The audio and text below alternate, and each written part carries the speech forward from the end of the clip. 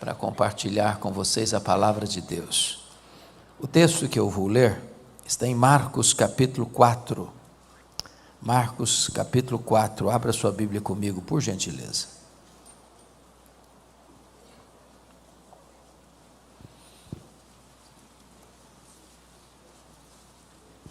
Versos 35 a 41.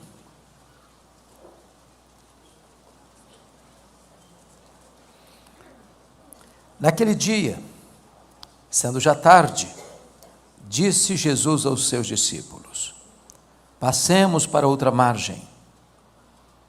E eles, despedindo a multidão, o levaram assim como estava no barco, e outros barcos o seguiam. Ora, levantou-se grande temporal de vento, e as ondas se arremessavam contra o barco, de modo que o mesmo já estava a encher-se de água. E Jesus estava na popa, dormindo sobre o travesseiro. Eles o despertaram e lhe disseram: Mestre, não te importa que pereçamos? E ele, despertando, repreendeu o vento e disse ao mar: acalma-te, emudece. O vento se aquietou e fez-se grande bonança. Então lhes disse: por que sois assim tímidos? Como é que não tendes fé? E eles, possuídos de grande temor, diziam uns aos outros: quem é este, que até o vento e o mar lhe obedecem? Amém. O tema que eu quero tratar é este: não desanime, Jesus está no controle. Preciso fazer 4 afirmações, para mim, categóricas, insofismáveis, irrefutáveis. E a primeira declaração é que as tempestades da vida são inevitáveis. Não tem como viver sem enfrentar tempestade. Nenhum de nós está blindado. Nenhum de nós navega a vida toda por mares calmos, fazendo voos em céu de brigadeiro. A vida é ao vivo e em cores. E nós enfrentamos tempestades. Pobres, ricos, jovens, velhos, doutores, analfabetos, crentes e descrentes. No mundo tereis aflições, disse Jesus. A segunda declaração que quero fazer é que as tempestades, além de inevitáveis, elas são também, muitas vezes, imprevisíveis. Elas chegam de súbito, sem mandar aviso prévio. Às vezes até sem sinais previsíveis. Chegam e tantas vezes transtornam a nossa vida. É um acidente grave, é uma doença súbita, é um divórcio doloroso, é um luto traumático, é um problema financeiro grave, é uma situação que você nunca imaginou passar na vida, mas está passando. É curioso que a geografia onde ocorreu esse fato aqui é o Mar da Galileia. Vocês todos sabem que o Mar da Galileia é um lago de águas doces, de 21 quilômetros de comprimento por 14 de largura, o maior reservatório de águas doces do Oriente Médio. Ele está a 220 metros abaixo do nível do mar Mediterrâneo, encurralado por montanhas. Do lado oriental, as montanhas de Golã, do lado ocidental, pelas montanhas da Galileia. Ali acontece um fenômeno muito curioso, ocasionalmente. O monte mais alto de Israel, o Monte Hermon, cujo cimo fica coberto de gelo praticamente o ano todo, de vez em quando, os ventos gelados descem desse monte, encurralado pelos montes, batem na superfície do lago. Às vezes, sol a pino, e começa, inesperadamente, uma tempestade de vento. Provavelmente foi isso que aconteceu aqui. É assim na vida. Você sai de casa num dia normal e acontece um fato que muda a sua vida, a sua agenda, a sua história. Mas em terceiro lugar, as tempestades são também, muitas vezes, inadministráveis. Aqueles discípulos, boa parte deles, foram criados ao redor daquele lago. Nasceram ali, cresceram ali, trabalharam ali, viviam ali. Certamente já tinham enfrentado outras tempestades. Já tinham logrado êxito no trato, na lida, na administração da situação. Mas agora eles não conseguem. O barco está enchendo-se de água. A morte está mostrando para eles a sua carranca. Aquilo que era doméstico para eles fica estranho. Aquilo que parecia fácil de resolver é um problema intransponível, insolúvel. É um gigante. Na vida é assim também, irmãos. Há problemas que você e eu enfrentamos que nós não temos nem capacidade, nem destreza para resolvê-los. Superam a nossa capacidade. De vez em quando, conversando com algumas pessoas, é comum me falar assim: pastor, o homem com quem me casei, ou a mulher com quem me casei, não é mais a mesma pessoa. Ficou estranha. É outra pessoa. Às vezes usam palavras pesadas. Meu marido virou um monstro. Minha mulher se tornou uma pessoa indomável, indócil, amarga. Aquele filho tão amável, tão dócil, de repente fica rebelde, não escuta mais os pais. O problema se torna inadministrável pela destreza humana. É assim na vida. Mas a quarta verdade, nessa guisa de introdução, é que as tempestades, além de inevitáveis, imprevisíveis e inadministráveis, em quarto lugar, louvado seja Deus, elas são também pedagógicas.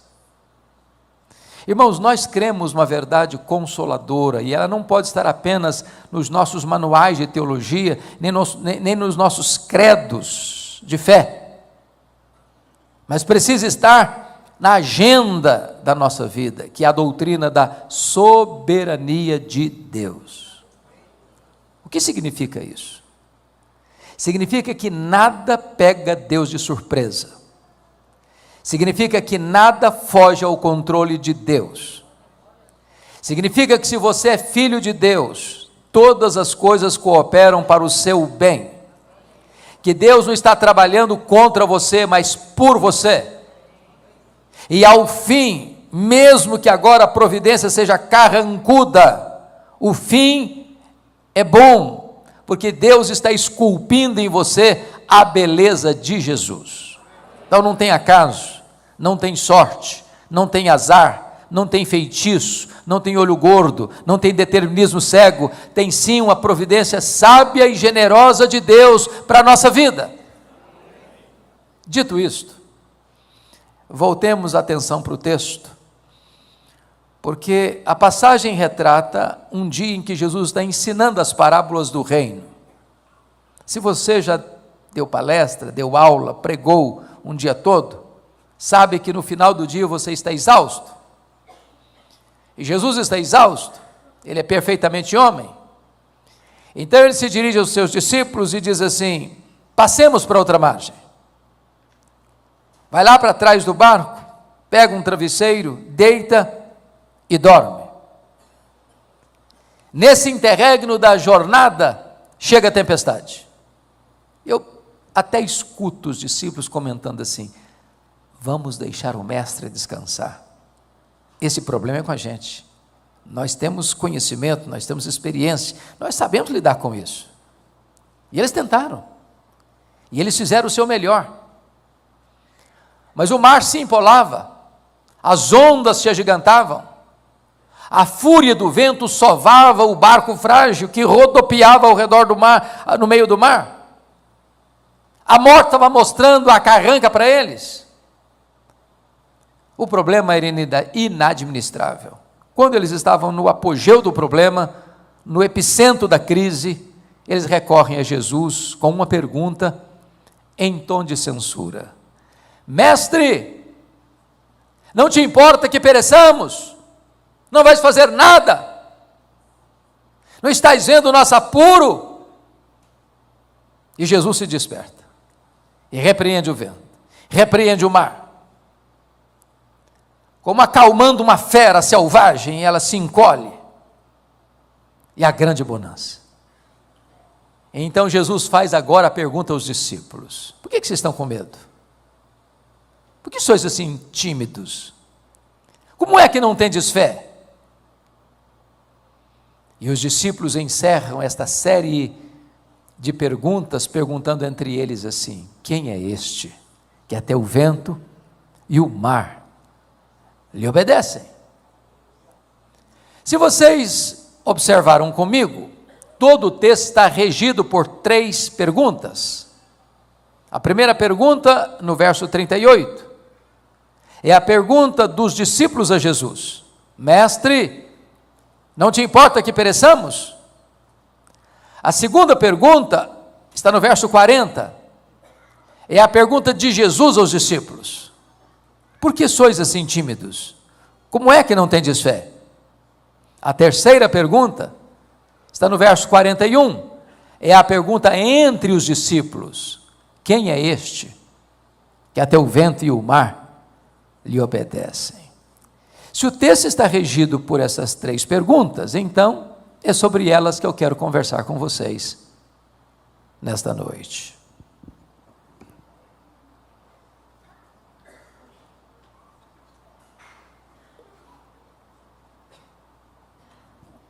Vejamos então o verso 38, a primeira pergunta. Meus amados, eu acho que esta é a sua pergunta, é a minha pergunta, é a nossa pergunta. É a pergunta da nossa angústia, do nosso desespero, dos nossos limites. Mestre, não te importas que pereçamos? Note que isso não é uma pergunta, isso é uma censura, isso é uma acusação. Eles estão dizendo: o senhor não vai fazer nada, o senhor não está vendo o que está acontecendo? Está vendo o apuro que nós estamos? A aflição que nos atinge? A morte nos rodeando por todos os lados? Vais continuar aí dormindo? Inativo, inoperante?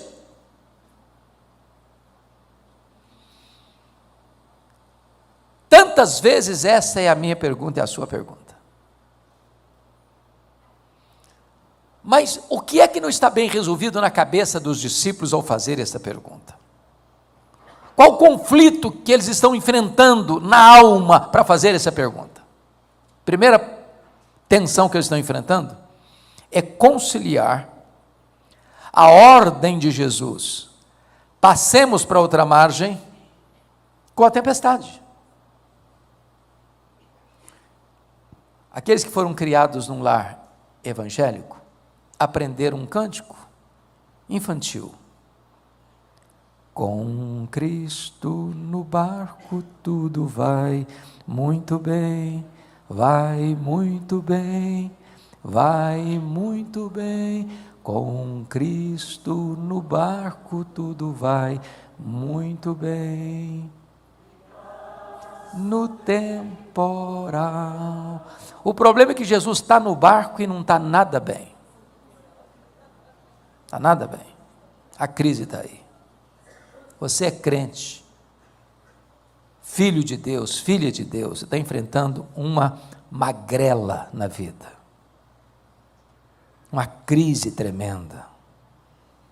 Sua saúde está abalada, seu casamento está passando uma fase difícil, seus filhos estão passando uma fase difícil, sua vida financeira não está nada legal, família está enfrentando luta. Entender a tempestade que Deus mandou atrás do profeta Jonas é fácil, ele está na rota da desobediência. Deus mandou a tempestade atrás dele para trazê-lo de volta ao caminho da obediência. Notinha de rodapé: crente desviado é endereço certo de tempestade. Saiba disso. Deus vai mandar a tempestade atrás de você, não para destruir você, mas para trazer você de volta. Agora, como é que você vai entender que você é um servo de Deus, está fazendo a vontade de Deus, no centro da vontade de Deus, em obediência à ordem de Jesus, passemos para outra margem, e está enfrentando a tempestade? Porque o que nós esperamos é isso: se eu estou no centro da vontade de Deus, vai dar tudo certo. Tudo certo. Não vai ter acidente de percurso. Isso não está bem resolvido na cabeça deles, nem na nossa. Por que eles estão em crise? Por que eles estão dizendo isso? Não te importas que pereçamos? Há uma segunda crise. Como eles conciliarem a urgência do problema deles com a demora de Jesus em atendê-los? O que Jesus estava fazendo no barco? Dormindo. Quem dorme não age. Irmãos, talvez a demora de Jesus grita mais alto nos nossos ouvidos do que o ruído mais barulhento das circunstâncias mais adversas. É aquela hora que você está no último furo da correia, na última volta do ponteiro, na hora mais desesperadora da vida, e você grita aos céus, e a única voz que você escuta é o eco do seu desespero. Parece que os céus estão de bronze, a resposta não chega, o socorro não vem, a doença se agrava, o casamento piora, o filho fica mais rebelde, a situação financeira dá para trás. Eu fico imaginando que quando Marta mandou aquele recado para Jesus: está enferma, aquele é quem amas. Ela tinha convicção de que Jesus iria. Eu acho que tinha muita gente na casa dela, a Bíblia diz isso. Eu acho que o comentário na casa era: será que ele vem? E Marta dizia: mas é claro, ele nunca furou com a gente, ele nunca decepcionou a gente, ele nunca largou a gente na mão, ele vem sim. E o Lázaro piorando. Até que alguém chega e diz: ô Marta, seu irmão acabou de morrer e o seu Jesus não chegou. Jesus só chega 4 dias depois que o Lázaro está sepultado. Marta vai ao encontro dele, nem fala shalom, já vai despejando a mágoa: se tu estiveras aqui, meu irmão não teria morrido. Jesus respondeu: ô Marta, o teu irmão há de ressurgir. Ela diz: eu sei, eu sou crente, eu sei que vai ressuscitar no último dia. Jesus corrige Marta: Marta, eu não fui, eu não serei, eu sou a ressurreição e a vida. Irmãos amados, o Senhor não chega atrasado. Pode chegar no nosso relógio, no nosso tempo, no nosso cronograma, na nossa agenda. O tempo de Deus não é o nosso. Ressuscitar um morto é um milagre maior do que a cura de um enfermo. Ressuscitar um morto de 4 dias é um milagre maior do que qualquer outra situação. Se ele está humanamente demorando, é porque ele está trabalhando em seu favor, preparando algo maior e melhor para a sua vida. Então acalma o seu coração. Jesus está no controle. Bom, vamos dar uma olhadinha agora. Quando Jesus desperta, acalma o vento, acalma o mar, porque preste atenção nisso, o universo inteiro escuta a voz de Jesus. Ele dá uma ordem, o sol para, ele dá uma ordem, as estrelas aparecem, ele dá uma ordem, uma mula profetiza, ele dá uma ordem, um peixe engole Jonas, ele dá uma ordem, um verme corta a planta que fazia sombra na cabeça de Jonas, ele dá uma ordem e os demônios batem em retirada. Ele dá uma ordem e os anjos saem como vento para atender às suas ordens, o seu mandato. todo o universo escuta a sua voz. Acalma-te, emudece, e o vento se encolhe às suas recâmaras, e o mar escuta a sua voz, e como a fera começa a se encolher, com medo, em obediência ao Criador.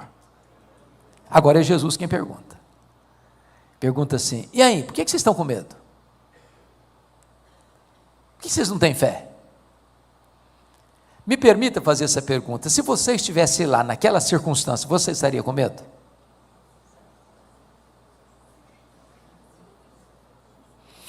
Eu só fiz um cruzeiro em navio grande na vida. Já fiz vários cruzeiros pequenos, e navio grande foi a única vez. Saiu de Santos para as praias do Rio de Janeiro. Eu prometi a mim mesmo, espero cumprir, nunca mais fazer outro cruzeiro na vida. Pensa numa viagem turbulenta, desesperadora, ondas de 5 metros, todo mundo, me perdoe da expressão, vomitou naquele navio. Quando nós estávamos retornando, sabendo que tinha 8 horas de viagem, já na saída, já estava insuportável, eu fiz uma oração: ó Deus, ou eu morro, ou eu durmo, porque não tem jeito, não aguento. Agora, já pensou num barquinho frágil? De noite, o naviozinho, o barcozinho sendo moído pelas ondas, rodopiando no meio do mar, se enchendo de água, a morte mostrando para eles a sua carranca, e Jesus pergunta assim: que vocês estão com medo? Como é que vocês não têm fé? Por que aqueles discípulos deviam ter fé e não medo? Para lhes ajudar na memorização, dar-lhes-ei um recurso mnemônico. Vou apontar 4 razões por que deviam ter fé e não medo, todas começando com a letra P, para facilitar na assimilação. Primeiro, eles deviam ter fé e não medo por causa da promessa de Jesus do verso 35. Qual foi a promessa de Jesus, ou a ordem de Jesus, melhor dizendo? Passemos para outra margem. Se Jesus disse passemos para outra margem, qual era o destino deles? A outra margem, claro. Claro. Então eu vou lhes dizer uma frase agora, se você guardá-la e esquecer tudo mais que eu falar, se você guardar essa frase já está bom para mim. E a frase é esta: promessa de Jesus e realidade são a mesma coisa, porque quem prometeu é fiel para cumprir. Ele não é homem para mentir. Tudo que ele faz, tudo que ele promete, ele cumpre. Em todas as suas promessas nós temos o sim e nós temos o amém. Então, em vez de você ficar escutando as loucuras do mundo, as vozes da incredulidade, os arautos do caos, os pregoeiros da incredulidade, abasteça o seu coração com as promessas da palavra de Deus. Segundo, por que deviam ter fé e não medo? Por causa da presença de Jesus. Onde Jesus estava? No barco. Quem é Jesus? O Criador do vento, o Criador do mar, o Criador da terra, o Criador do céu, o Criador do universo. A criatura não pode ser maior do que o Criador, a criatura não pode vencer o Criador. Aquele barco nunca poderia afundar com Jesus a bordo. Eu quero dizer para você, meu amado, que Jesus prometeu: eis que eu estou convosco, não estarei não, eis que eu estou convosco todos os dias até a consumação dos séculos. O antídoto poderoso para combater o medo no seu coração é a consciência de que Jesus está com você. Ainda que eu ande pelo vale da sombra da morte, não temerei mal nenhum, porque tu estás comigo. Terceira razão, por que deviam ter fé e não medo? Primeiro, por causa da promessa. Segundo, por causa da presença. Terceiro, por causa da paz de Jesus. O que Jesus estava fazendo mesmo no barco? Dormindo. Pergunto a vocês: Jesus saberia ou sabia que aquela tempestade viria? Obviamente sim. E se sabia, por que dormiu? dormiu porque sabia que estava tudo sob controle. Então, sabe o que é paz? Paz não é ausência de tempestade.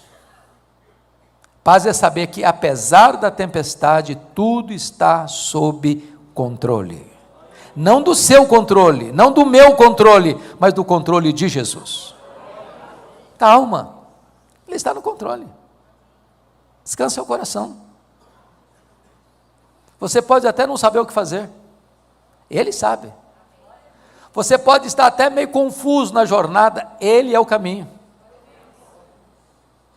Você pode nem saber por onde entrar, Ele é a porta. Mas em quarto lugar, por que eles deviam ter fé e não medo? Primeiro, por causa da promessa. Segundo, por causa da presença. Terceiro, por causa da quarto, por causa do poder de Jesus. É muito interessante que Marcos coloca esse episódio ao redor, no entorno de outros episódios que ressaltam o poder de Jesus. Aqui Jesus tem poder sobre a natureza. É maravilhoso isso, irmãos, mas toda a natureza escuta a voz de Jesus. Sua voz é poderosa. Sua voz despede chamas de fogo. Sua voz faz tremer o deserto. A sua voz despedaça os cedros do Líbano. A sua voz quebra a dureza do coração. A sua voz arrebenta com toda a estrutura do mal. A sua voz é poderosa. O universo inteiro precisa se curvar. Ele é aquele que manda no céu, é aquele que manda na terra, é aquele que manda no inferno. Ele diz: eu estive morto, mas eu estou vivo pelos séculos dos séculos, e tenho as chaves da morte e do inferno. Logo em seguida, você pode notar comigo no capítulo 5, confira aí, por gentileza.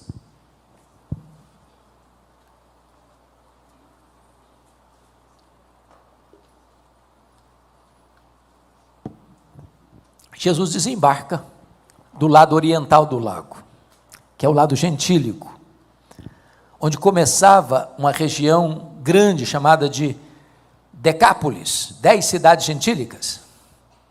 E ele desembarca na região de Gadara, é um despenhadeiro, tem um cemitério, está de noite, depois de uma tempestade. E tudo que você não espera ver num cemitério de noite é gente viva.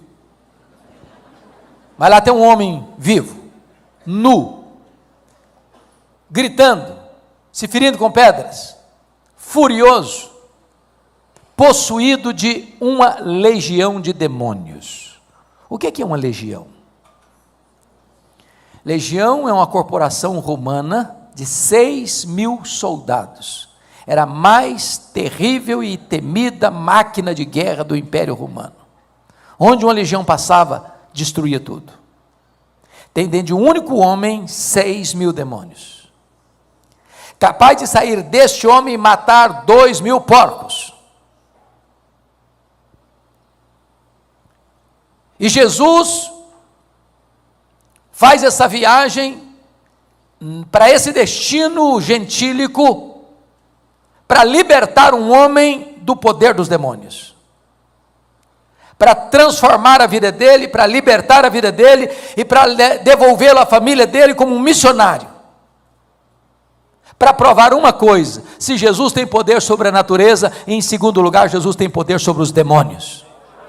Eles têm que se curvar, todo joelho tem que se dobrar, e tem que confessar que Jesus Cristo é Senhor, para a glória de Deus Pai. Quando Jesus desembarca de volta em Cafarnaum, que era a sua cidade, diz a Bíblia que tem uma multidão esperando, e no meio dessa multidão tem um pai muito aflito. O nome desse pai é Jairo. Ele era o chefe da sinagoga. Ele tinha uma filhinha com 12 anos, estava à beira da morte, e ele recorre a Jesus e diz: Senhor, vão na minha casa comigo, para que a minha filha seja curada.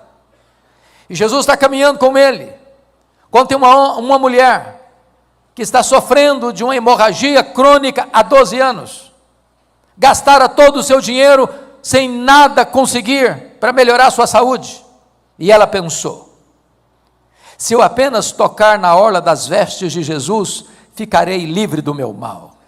Ela era uma mulher impura, a quem ela tocasse ficava impuro, e então ela se esgueira de maneira anônima, no meio da multidão, e quando toca na orla das vestes de Jesus, diz a Bíblia que de Jesus saiu o poder, e ela ficou imediatamente curada. Sabe por quê, meus irmãos? Porque Jesus tem poder sobre a natureza, Jesus tem poder sobre os demônios, Jesus tem poder sobre as enfermidades. A última palavra não é da medicina, a última palavra é de Jesus. Ele é o médico dos médicos. Se Ele quiser, tem cura. Não tem causa perdida, não tem doença incurável, não tem vida irrecuperável, não tem casamento sem restauração. Se Ele fizer um milagre, ninguém pode impedir a sua mão de fazê-lo. Quando Jesus está conversando com essa mulher, para a angústia de Jairo, porque o tempo estava passando, chega um emissário da casa de Jairo e diz assim: não incomodes mais o mestre, a tua filha acabou de morrer. Eu imagino que um pai, escutando uma fala dessa, filha única, 12 anos, o mundo desabou na cabeça dele. E Jesus olhou para ele e disse: não tenhas medo, Jairo, crê somente. E Jesus vai para a casa de Jairo, entra no quarto, põe a mão sobre a menina e diz: Talita cumi, que significa: menina, levanta, levanta. E a morte solta as garras da menina e ela ressuscita. Sabe por quê? Porque Jesus Cristo tem poder sobre a natureza, poder sobre os demônios, poder sobre as enfermidades, poder sobre a morte. Ele entrou nas entranhas da morte, Ele arrancou o aguilhão da morte, Ele matou a morte e ressuscitou, inaugurando a imortalidade, e Ele é a ressurreição e a vida, e todo aquele que vive nele e crê não morrerá eternamente. Louvado seja o Senhor. Você não precisa ter medo, você precisa ter fé. Mas agora, vem a última pergunta do texto. Versículo 41. Agora a pergunta não é dos discípulos para Jesus, agora a pergunta não é de Jesus para os discípulos, agora a pergunta é entre os discípulos. E eles estão possuídos de grande temor, olhando uns para os outros, o barco balançando, o barco se enchendo d'água e eles todos molhados. Então eles perguntam uns para os outros assim: mas quem é este que até o vento e o mar lhe obedecem? Que pergunta emblemática. Quem é este? Hoje nós poderíamos responder esta pergunta, afirmando que este é aquele que com o Pai e o Espírito Santo, lá nos refolhos da eternidade, antes que o mundo fosse criado, Ele traçou um plano perfeito, eterno, que incluiu a você e a mim.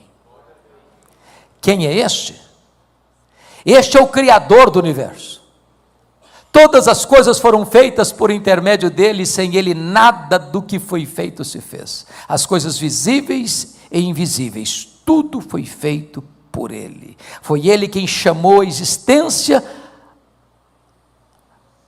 aquilo que não existia. E do nada ele tudo criou. Quem é este? Este é aquele que sustenta todas as coisas pela palavra do seu poder.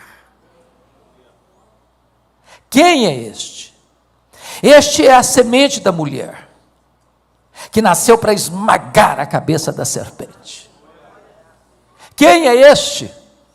Este é o descendente de Abraão, por meio de quem todas as famílias da terra são abençoadas. Quem é este?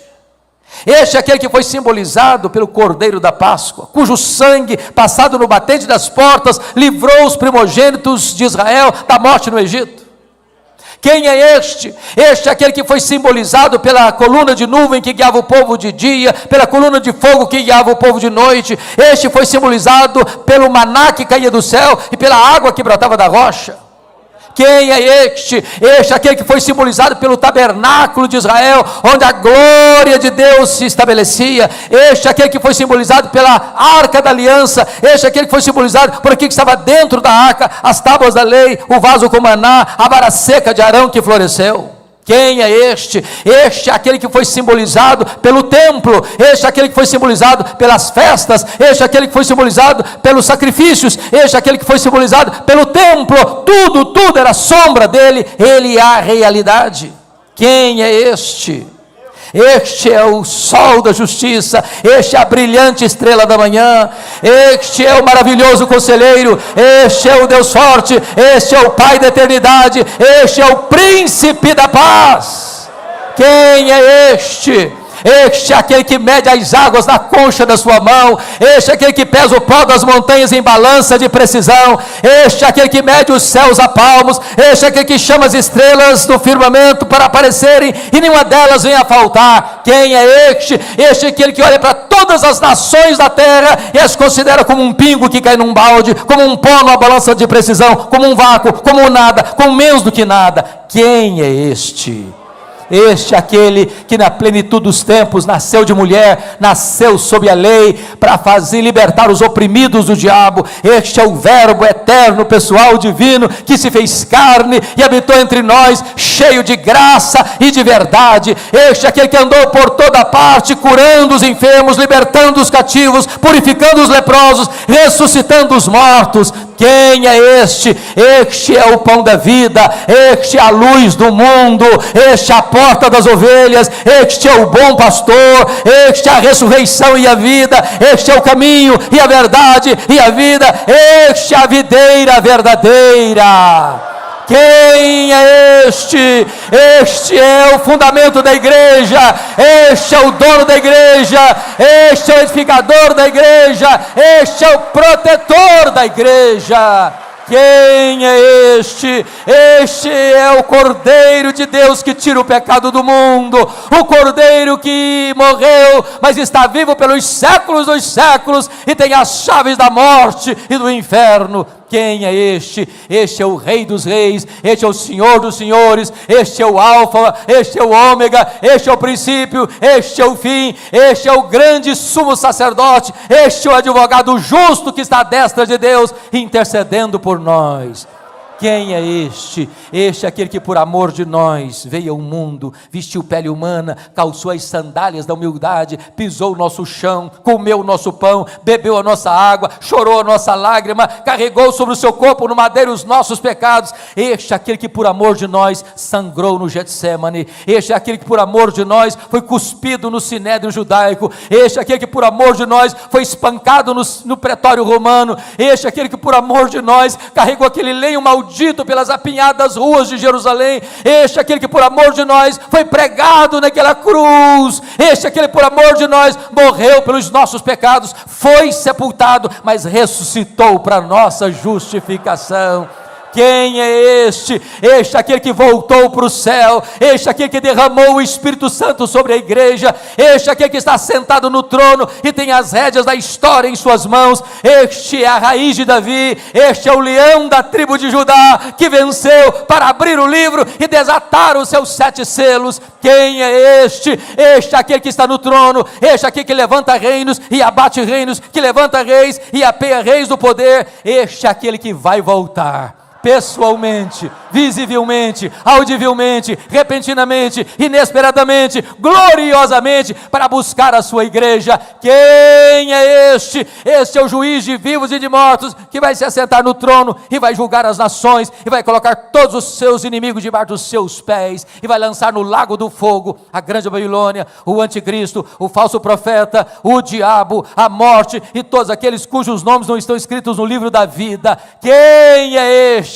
Este é o amado noivo da igreja, que vai entrar com a sua noiva para as bodas do Cordeiro, para uma festa que nunca mais vai acabar. Este é aquele que vai enxugar dos nossos olhos toda lágrima, a morte já não mais existirá, não haverá nem pranto, nem luto, nem dor, porque as primeiras coisas já terão passado. Quem é este? Este é o amado Redentor, glorioso Salvador da nossa vida, que está dizendo para você e para mim hoje: você não precisa ter medo, você precisa ter fé. A Ele a honra, a Ele a glória, a Ele o louvor, hoje e eternamente. Aleluia. Amém.